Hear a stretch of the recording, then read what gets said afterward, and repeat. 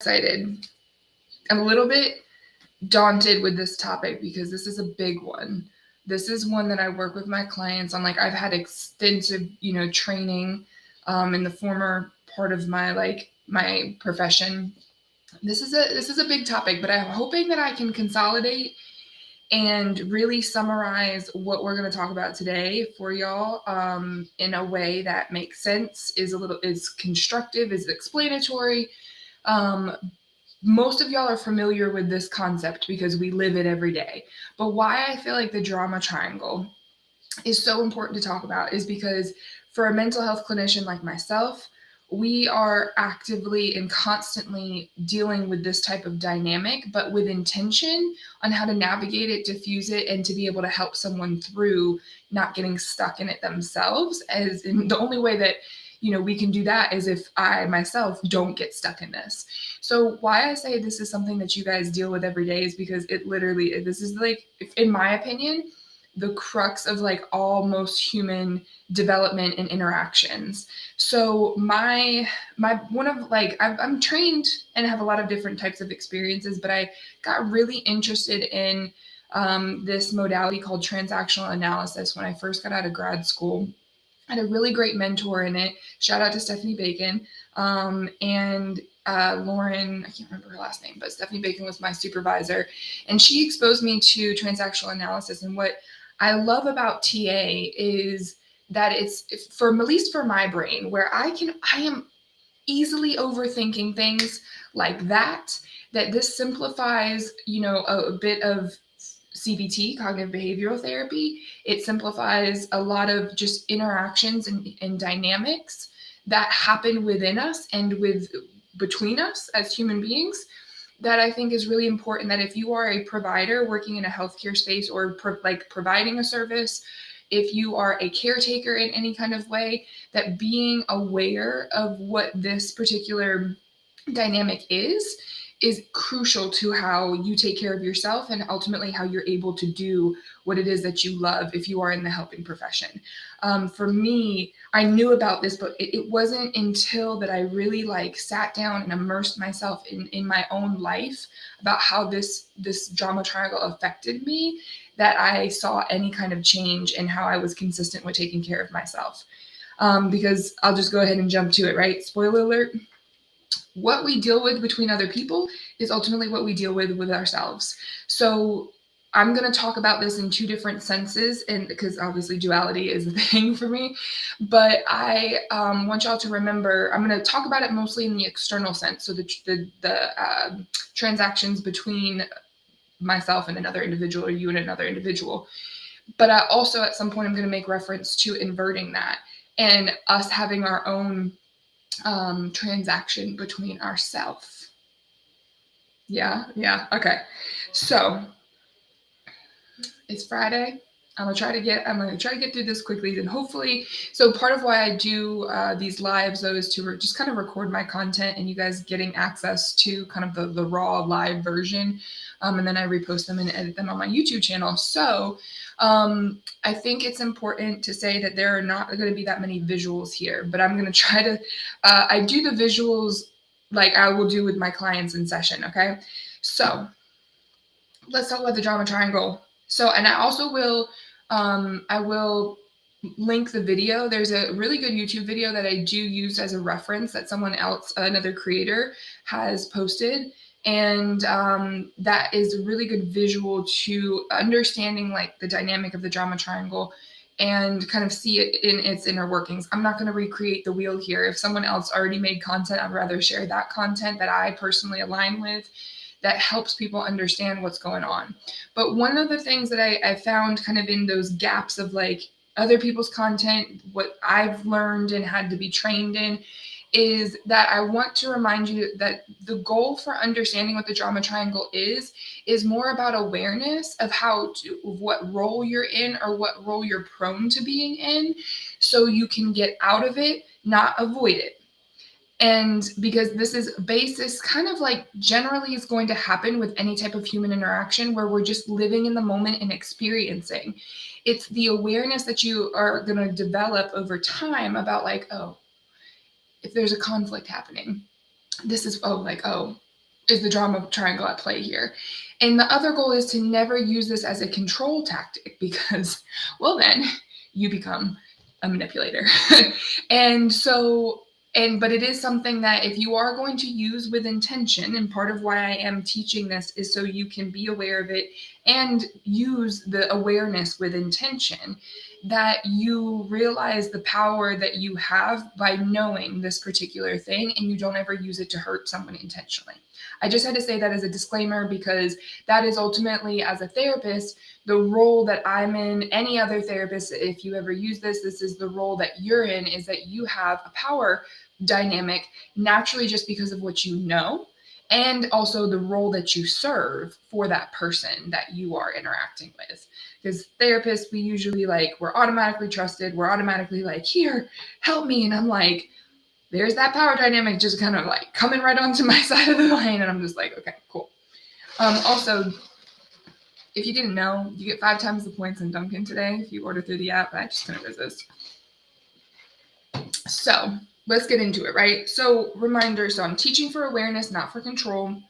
And the goal here is knowing what role you're in and what role you're prone to being. So let's go over the roles real quick.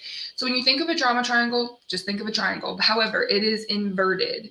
So the reason that I like to, or it's depicted like this. So let's start with the bottom here. What does that visually represent? V. V is going to be for the victim role. Now, before we run off, we all know this concept. We all know the concept of a victim. We all know what that is like, but it's not necessarily the same thing as being like, oh, they're playing the victim. Why I don't use that particular language is because playing brings an air of intention that someone's doing it on purpose. And a lot of the times people are not doing that on purpose. You may think they're doing it on purpose, but that's probably because you're in one of the other roles. But it is usually most of the time a trauma response that leaves people prone to being in this role. But I will tell you that anyone can be in this role. Why? Because at any point, we, as every human, we all have needs, and we all have needs that need to be met. And so the victim role is more about a person who has to who is prioritizing their own needs getting recognized or met over the needs of someone else. So the victim role is not going to be that equivalent to like, oh, someone's playing the victim, which I'll go ahead and say is completely insensitive anyway. So I would recommend that you probably not use that verbiage much anymore, because there's really not much awareness or intention to that particular role being there. So, but this is really, in the inverted triangle, the victim is think about the symbolism of someone being in the V, right? This is a type of person who is disenfranchised in their belief system. They don't feel capable, in an unaware state, because remember, the drama triangle, you can have just kind of need to be aware of it in general, but you can still get stuck in it if you are an aware person, if you're aware of it. But if you're an unaware person and you have you have not developed any kind of self-conscious or self-awareness, this is going to be someone who is feeling overexposed. So that vulnerability is going to be more of an unintentional vulnerability because they're out there, or they're in an erratic or a irrational state of mind. So they're going to be overexposed. They're going to be reactive.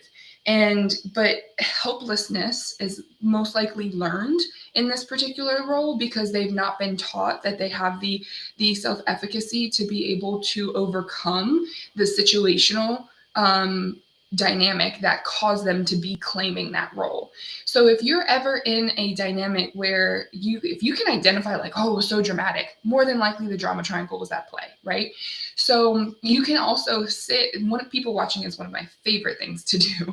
And so you can sit in public and watch people's interactions. And Maisie, sorry, I had to shut her in the room with me, so you're going to hear her a little bit. You can sit and watch people's dynamics, and if there is, and it doesn't have to be a very dramatic conflict, but once you get really good at noticing and you kind of learn more about this, you can see the different roles being activated. Maisie, come here.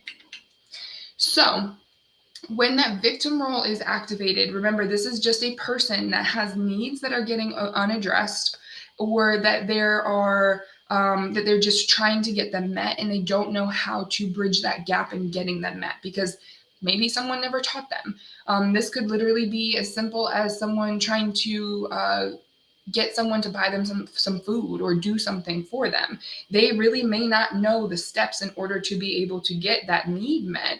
So this is where the other two roles become very important to understand. So the other two corners are the persecutory role and the rescuer role. Pretty self-explanatory, but let's go into them a little bit. In the sense, remember, is that you can be unaware. Most of the time, you're still going to be in an unaware. If you're watching this video for the first time, you're going to be more in an unaware state if this is a new concept for you. I still have levels of unaware reactions and getting into these roles sometimes because it's a lot of responsibility to have and pay attention to your own needs while doing this. It takes a lot of practice. And I practice this quite often, like almost every day in my job, multiple times a day with every single client. So if you're just starting out with this, remember it's going to take some time for it to really sink in. But the first step is to understanding what role are you prone to. Take a look at the dynamics as to what role do you end up getting in. And I'll go ahead and give you a spoiler alert. We all will try to fight for the victim role unless you train yourself otherwise. And I say that specifically because you're allowed to have needs. You're allowed to have needs that need to get prioritized over someone else's reality or their needs, but it doesn't always work out that way. And so when someone else is really like has a lot more needs or has a history of just having, you know, unaddressed needs that go by the wayside and being in the victim role, they will fight. They will fight for their reality to be and their needs to be more important than the other person's in this regard. So the persecutory role tends to come off exactly like it's persecutory, but in an unaware state. So it can be a little bit more aggressive. So if you are the type of person who is very direct, who is honest, who is straightforward, but you can likely become accusatory, directive, and aggressive in that because you're not aware that this other person is going through and claiming that role. So it can actually trigger you and kind of pigeonhole you automatically to the persecutory role. So this is a role that I tend to go back and forth between the persecutor and the rescuer just because I have trained myself a little bit more to not. I know my needs and I know I'm not helpless, but there was at one point in time where I was like, yeah, I was trying to claim the victim role in a lot of my interactions because I was like, I was so dysregulated and my central nervous system was so overcome by the conflict that I was going through that I had no control. I was just like, yep, I need to be paid attention to. This is about me right now. But because a lot of my personality is so directive, is so honest, and was very passive aggressive for a long time, because I mean, it's still a little passive aggressive just because I love sarcasm, and that just tends to be that style of communication.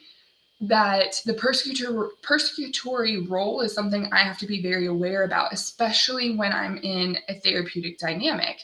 If I'm not paying attention to what my needs are, and this is one that I often run into, is because sometimes if I don't eat during the day, I'll be unintentionally unaware that I'm coming off a little bit more harsh with my tone. I am not paying attention as much to my clients' needs and their reactions. And then I can like subtly, trigger a persecutory role and cause them to go more and double down into the victim role and not be able to have this open interchange to be able to help them. That's happened before. I guess it's happened recently. But I can't really think of anything right now. So that persecutory role, if you are a very like dominant type personality, this is probably one that you might want to be and stay aware of. And the only reason I say this is like, well, why is it my responsibility? Why do I have to do something? Like if a victim, like they need to get their needs met. It's like, well, they're probably someone that you care about, and they're probably, trying to help have a relationship with you. And if at any point you're a caring individual and you want to have a relationship with them, someone's got to take the responsibility to know about this dynamic so it doesn't become and lead into that toxic situation that we talked about last week. So at any given point in time, natural human behavior comes down to it's, battle of the fittest? Why am I struggling with that right now? I don't remember. But survival of the fittest, right? And the fittest, not reference to like physique, not reference into strength, but to reference in who's unwilling to let the victim role go. And this is kind of like the baseline foundational thing, is that if you have the ability to self-validate, you are now the person who can have a little bit more of an influence to be able to get out of this dynamic. Because and it kind of sucks, right? Like, you got to take the responsibility, but if you don't do it, your life is you're getting just as stuck as someone that in the victim role is. So you taking that responsibility, from my standpoint, this is just my perspective, actually has more of a benefit, because you will be okay. The person who is still fighting for that victim role has likely going to take a lot longer to be able to realize that accepting that responsibility for their own needs getting met is a lot quicker than trying to engage someone else to get them met. So as a persecutor, like persecutory role prone person, you want to be kind of focusing like, okay, if you can realize that you're in this drama triangle dynamic, what do you do about it? You start to take a look at how can you pay attention to your communication. So a lot of the times, if we're a very more direct person, we teeter on that assertive and aggressive line of communication. We're bold. And assertiveness is quite vague in a lot of sense. There are a lot of healthy ways to be about it, but that's a conversation for another time. But I would encourage you to take a look at your communication style and trying to get away from accusatory statements. And all that means is start using I in a form of expressive language to be able to soften that approach for how you are speaking to this person in the victim role. So instead of saying, be like, well, you just need to do this. So there's that directive coming that can come off to the victim role, who is completely in a reactive statement, as a demand, as an invalidation, as this. And then you're causing more inflammation within the dynamic that you now have to diffuse because you just aggravated them. If you want to talk like that, by all means, go ahead and talk like that. But you're not going to be able to get through this dynamic. And having learned how to navigate a person who's dealing with mental health issues, or who's dealing, honestly, this is just like, could be general public or dealing with your parents, to be honest with you. And so you want to switch that vocabulary to a little bit more like, look, I'm really quite overwhelmed by this conversation, and I think I just need a break.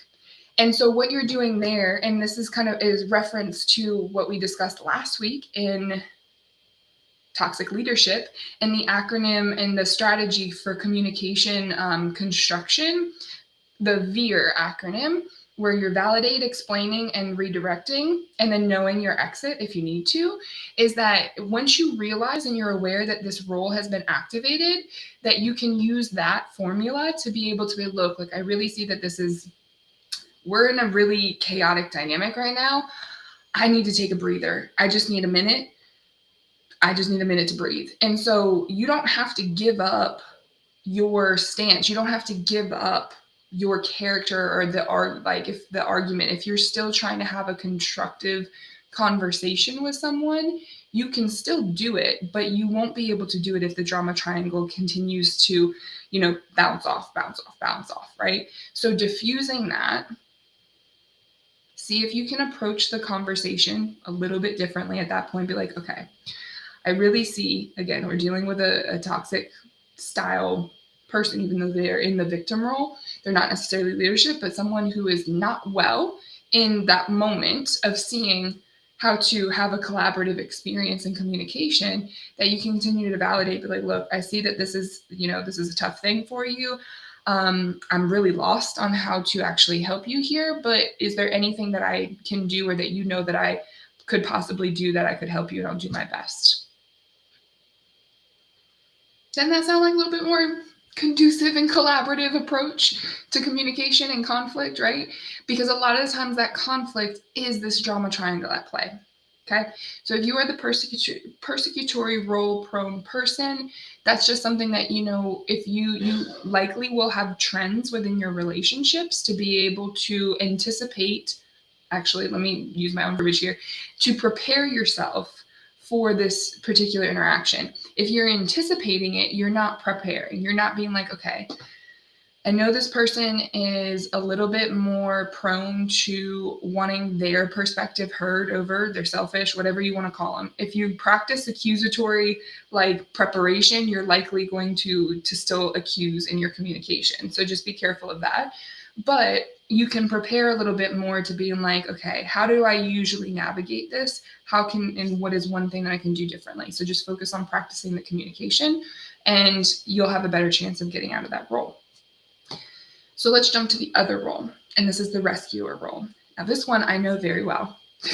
And if you are a helping professional or a helpful, caring person, y'all probably know it very well too. You can call it an enabler, but the rescuer role, remember, these are not necessarily identities that we're attaching to ourselves, because at any point we can be any one of these roles.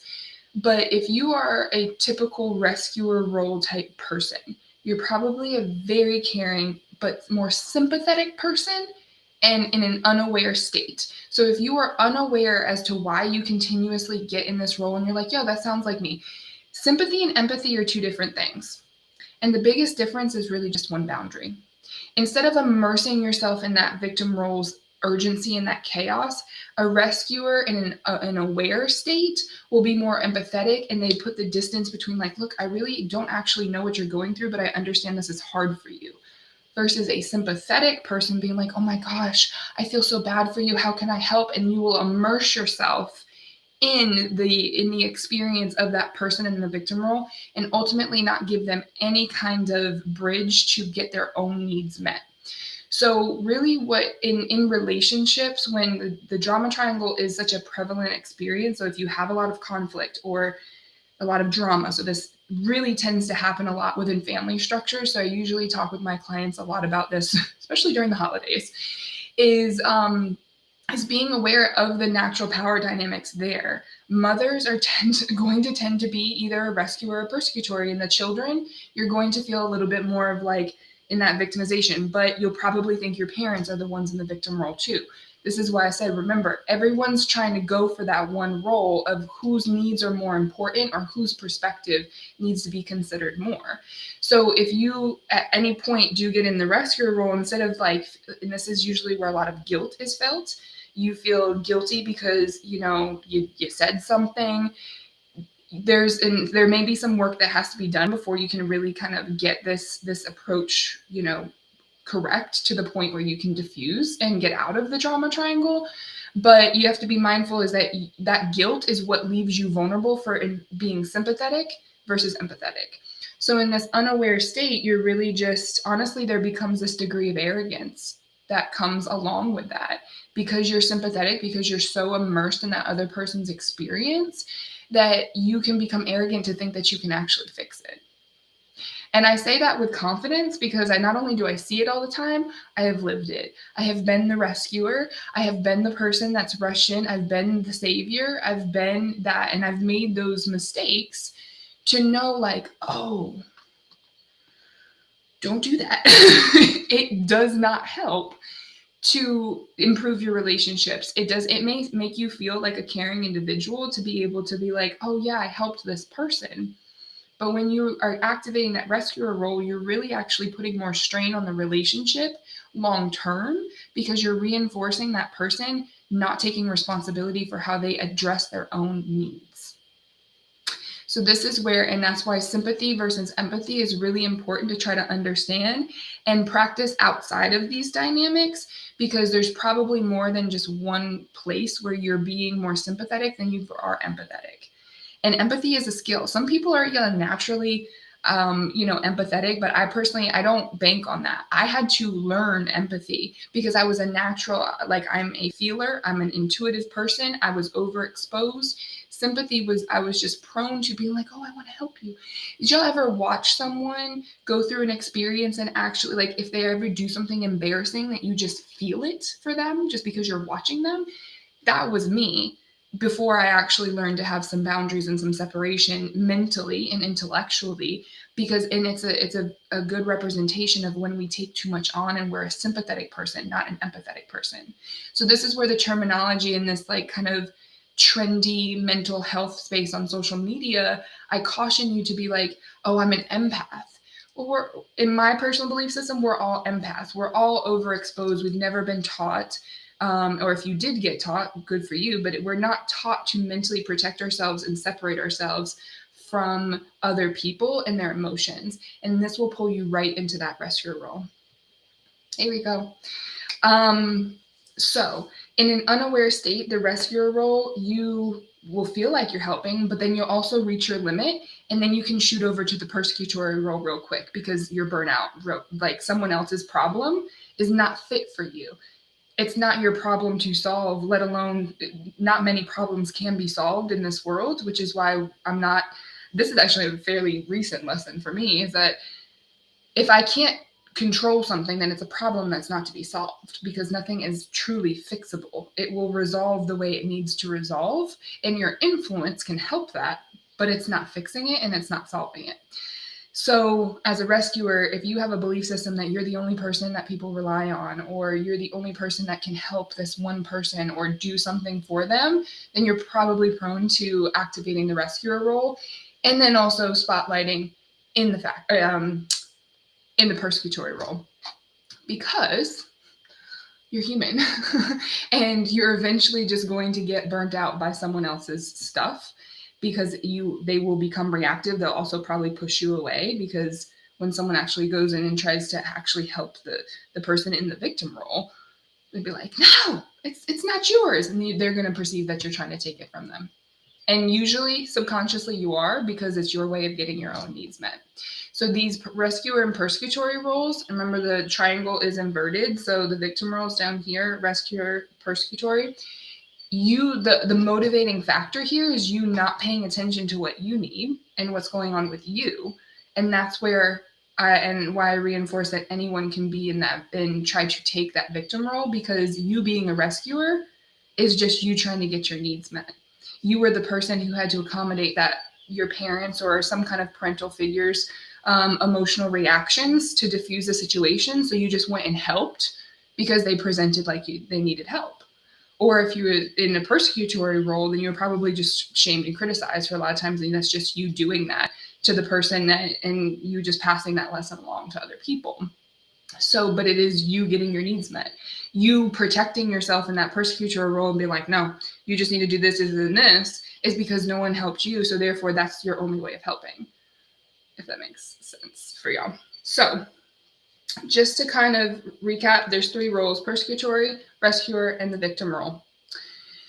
Once you recognize when you are in one of those roles, remember, the goal here is not to avoid the drama triangle. It's to be aware of what role you're prone to being in and what role that you actually are playing out at the point of which you recognize, like, oh, this is it. I'm here. I'm in the drama triangle. And then this comes to be more of a communication strategy issue. And so really for me, when I'm working with my clients on this, because the drama triangle is something I have to navigate quite often, I have to practice, and I practice with every single client to use that expressive communication. And so in my other lives, and I've talked about different strategies, but I statements are really the biggest thing. And I statements are going to be hard if you're not really learning about yourself and learning about your feelings and your emotions and your triggers and how to regulate that.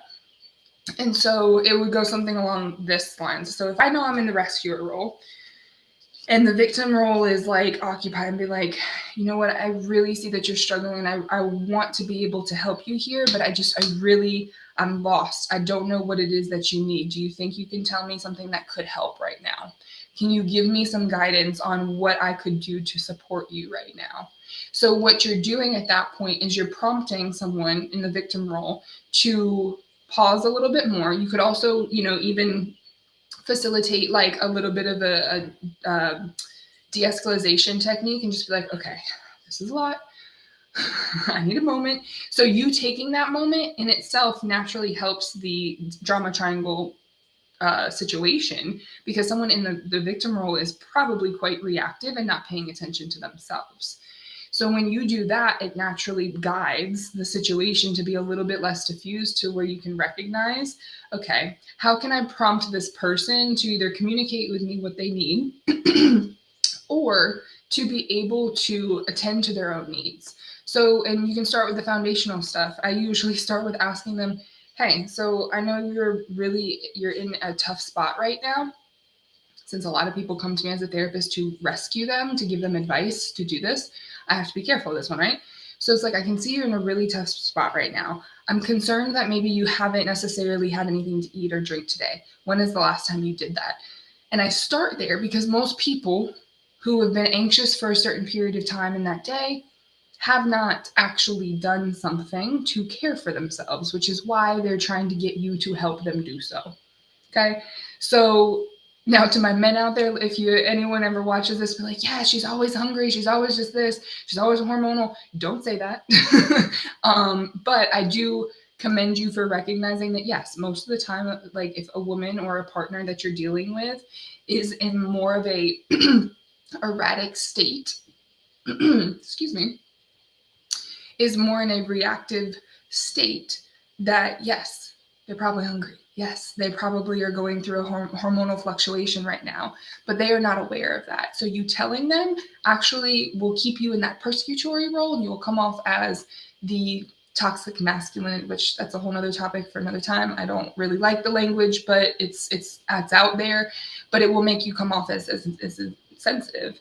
And for the most part, at least I trust for the men that I interact with professionally and even personally in my friends, I know men don't really want to come off that way. They just want to be loved and appreciated for the presence that they're holding for someone.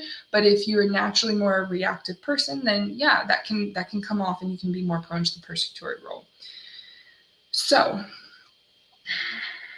when we're talking about that expressive communication, so I'll just go over real quick. If you want more of an expansive explanation on this acronym, check out my video, Toxic Leadership, because there's an acronym that I've kind of put together to help navigate how to deal with someone who's more in a reactive state, and it's VER, VERE instead of VEER.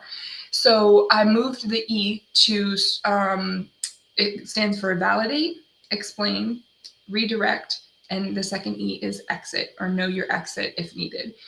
So the validate is, if you guys have heard me say before, like I just confirm the scenario. Use your environment to be your words. But like, I see this is really a tough situation for you right now.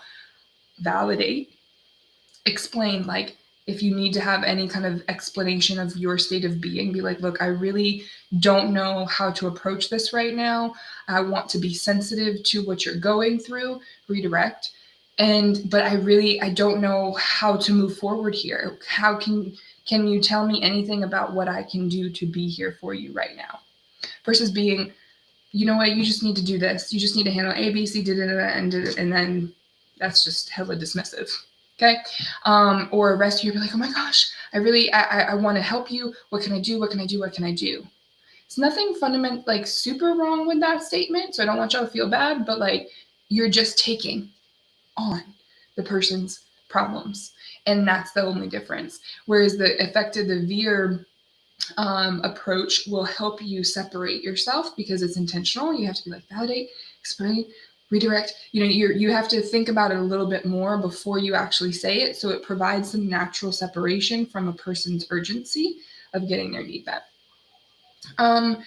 Yeah, and then I statement. So if you guys check out my app, I do have it's already up there. So if you go to my website, it's Power and Perspective app. I have a lot of worksheets that talk about that boundaries and the I statements to be able to practice those.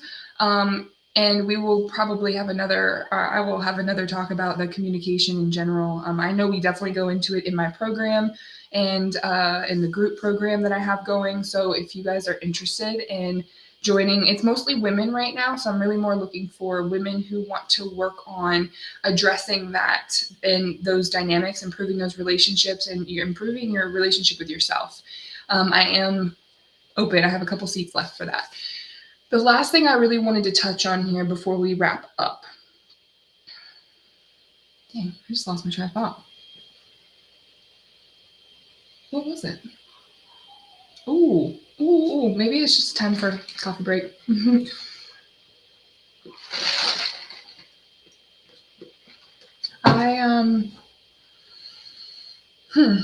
I guess it wasn't that important. Y'all, this just completely flew right out of my head. This part will have to be edited out. I was talking about the app. I was talking about the boundaries. I was talking about the communication. I was talking about the group.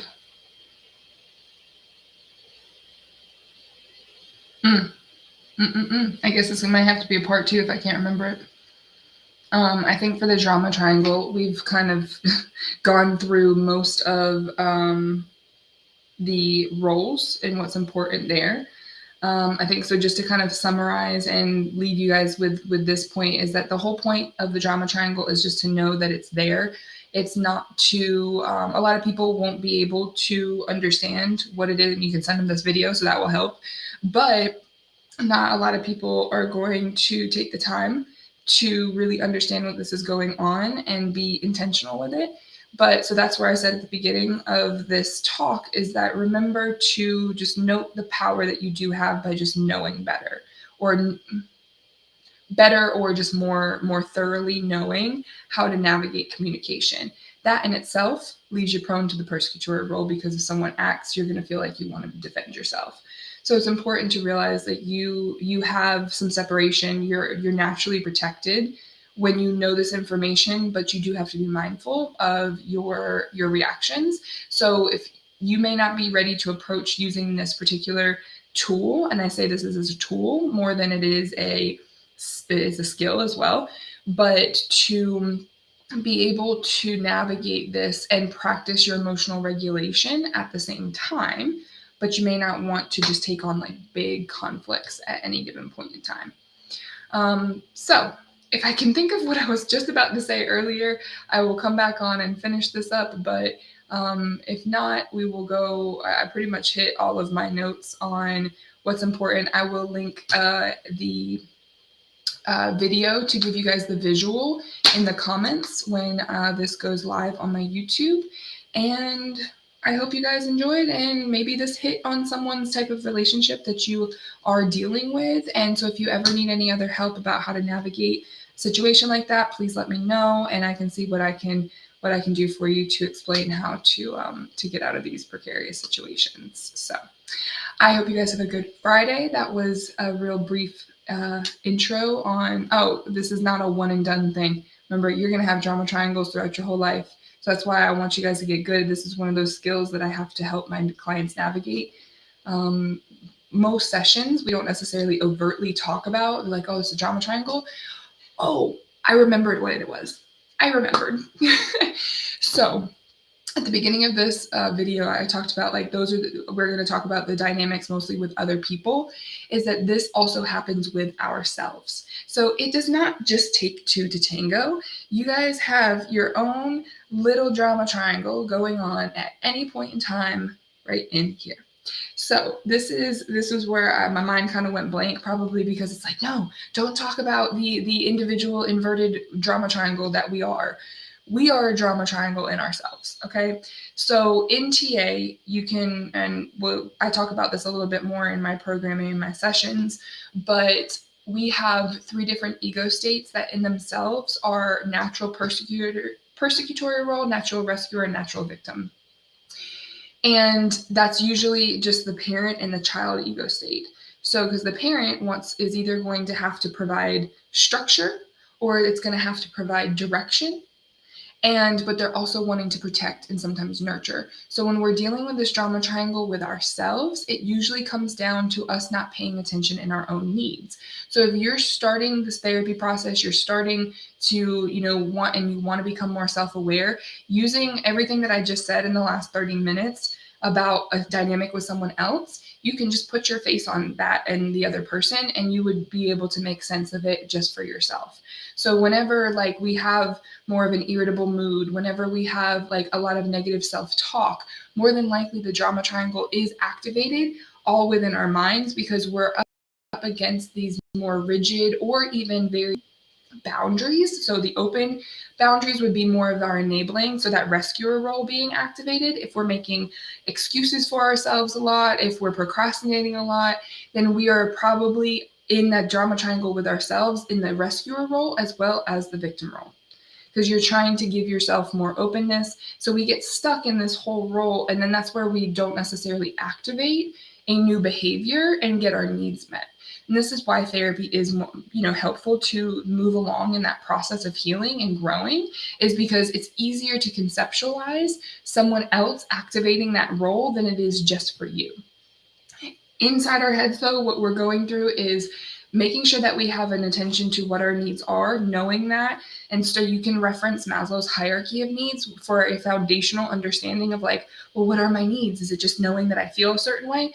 No, it's making sure that you have food. It's making sure that you're hydrated. It's making sure that you're sleeping. It's making sure that you feel safe and you have a safe place to be. So if your needs are not met because you're in, say, a domestic violence relationship, more than likely this drama triangle is going to be something that you really struggle with, not only in your relationship, but also within yourself, because you're limited in being able to pay attention to yourself because you're busy trying to navigate someone else's life so you can protect yourself. So it's really, there's a lot of, a play where this comes into play. But at the same time, it's not always the one thing that you need to focus on in order to get your needs met, because sometimes survival just has to take precedence. But this is one tool that I teach my clients to start kind of conceptualizing, is like, okay, if I feel, helpless, if I feel lonely, if I feel down, maybe I should consider that I might be in the victim role. What needs do I need to get met? When's the last time I ate something? When is the last time that I had someone to talk to? When is the last time I did this, right? And so when you start looking a little bit more objectively at your needs through using this tool, then you can start seeing and build that momentum within whatever kind of change that you're going in. If you have a lot of heavy negative self-talk, more than likely the persecutory role has been activated for you, and it is your parent ego state kind of criticizing or providing structure is the nice way to say it for your inner child, but it's coming off restrictive. And so that's where now the focus being more of like, how can this be said differently so that your adult ego state, so a more balanced form of how the parent and the child work together, becomes a little bit more collaborative, and being like, well, maybe I don't need to be like, you're an idiot. Maybe I can just be like, that statement wasn't really well thought through. Reframing, cognitive restructuring is the name of the game. So, take your time with this. If you guys ever have any questions, please let me know. But that was the last thing that I had almost forgot. That I was like, oh, this happens internally just as much as it happens externally. It happens even more externally when it's happening internally, like a lot. So yeah, I hope that helps you. Please leave your comments, your questions about how to navigate this. Send me a DM with any, and good luck in trying to apply it. And I will see you guys next week. Have a good weekend.